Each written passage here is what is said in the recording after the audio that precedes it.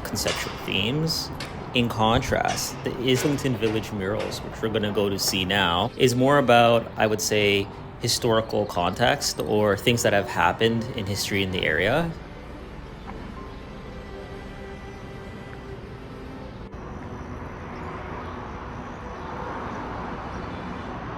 I put some more involved facts on the screen, but what you really need to know is that there's over 20 murals in this area, and about 80% of them have been done by one artist. Although there's a smaller variety of styles because there's fewer artists, I think the positive of this approach is that the quality and consistency of the work is fairly high. And I would say that the artist really focused on the historical context of the works, providing a lot of background details of what the murals actually mean.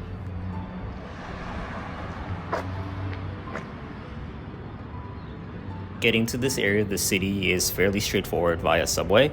Just take line 2 to Islington or Kipling and get off at whichever station is closest to you. The murals are located basically between both stations, and it's an easy walk.